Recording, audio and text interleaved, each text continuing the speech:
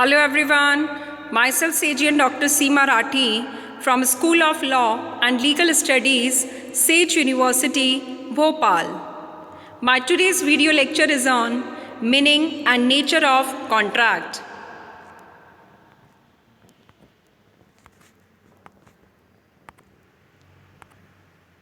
Indian Contract Act 1872 can be divided into two parts, that is general principles and specific contract.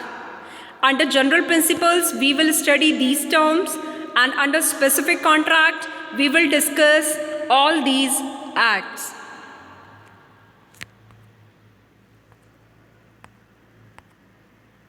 Now, what is the definition of Indian Contract Act 1872?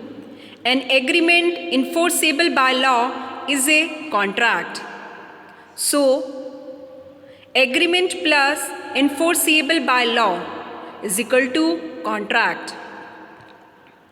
For a contract, there must be proposal plus acceptance is equal to promise, promise plus consideration is equal to an agreement, and an agreement enforceable by law, that is known as contract. The word contract is derived from a Latin term contractum, which means drawn together or to make together. Now, elements of contract. For a contract, there must be two parties, intention to create legal relationships. Contract may be for an act or omission. There must be an agreement, and only that agreement is contract which is enforceable by law as per section 10A.